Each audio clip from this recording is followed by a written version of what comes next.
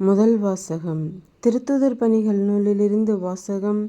அதிகாரம் 15, இறைவசனங்கள் 22-31 முடிய. பின்பு திருத்தூதர்களும் மூப்பர்களும் திருச்சபையார் அனைவரும் தம்முள் சிலரை தேர்ந்தெடுத்து அவர்களை பவுலோடும் பர்னபாவோடும் அந்தியோக்கியாவுக்கு அனுப்புவது என்று தீர்மானித்தார்கள். அவ்வாறே சகோதரர்களிடையே முதன்மை இடம் பெற்றிருந்த பர்சபா என்று அழைக்கப்பட்ட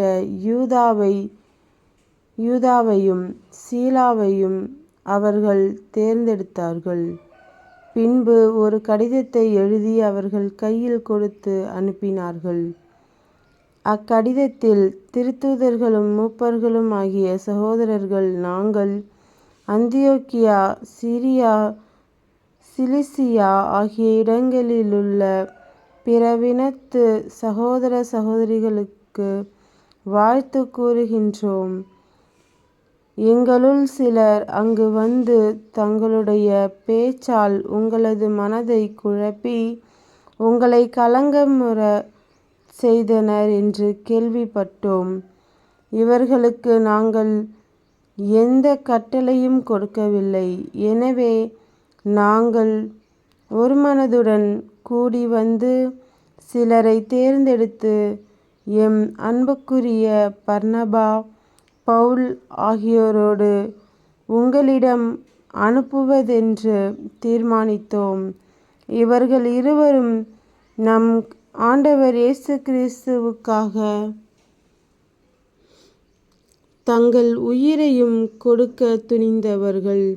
எனவே நாங்கள் யூதாவையும் சீலாவையும் உங்களிடம் அனுப்புகிறோம்.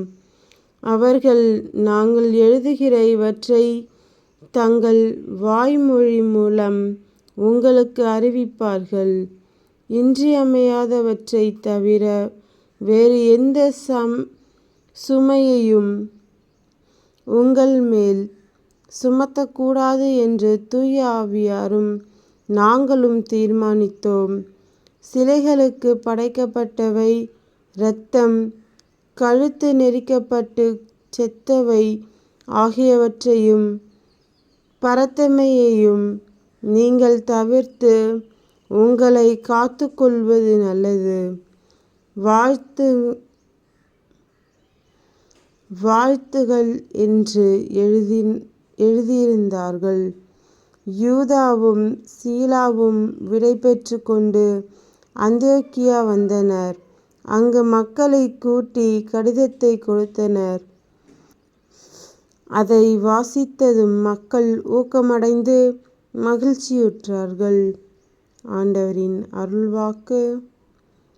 இறைவா, உமக்கு நன்றி. நற்செய்தி வாசகம். புனித யோவான் எழுதிய நற்செய்தியிலிருந்து வாசகம். அதிகாரம் 15, இறைவசனங்கள் 12-17 முடிய. நான் உங்களிடம் அன்பு கொண்டிருப்பது போல நீங்களும் ஒருவரிடம் ஒருவர் அன்பு கொண்டிருக்க வேண்டும் என்பதே என் கட்டளை. ஒருவர் தம் நண்பர்களுக்காக உயிரை கொடுப்பதை விட சிறந்த அன்பு யாரிடமும் இல்லை. நான் கட்டளையிடுவதை எல்லாம் நீங்கள் செய்தால் நீங்கள் என் நண்பர்களாயிருப்பீர்கள். இனி நான் உங்களை பணியாளர் என சொல்ல மாட்டேன். ஏனெனில் தம் தலைவர் செய்வது இன்னதென பணியாளருக்கு தெரியாது. உங்களை நான் நண்பர்கள் என்றேன். ஏனெனில் என் தந்தையிடமிருந்து நான் கேட்டவை அனைத்தையும் உங்களுக்கு அறிவித்தேன். நீங்கள் என்னை தேர்ந்து கொள்ளவில்லை, நான் தான் உங்களை தேர்ந்து கொண்டேன்.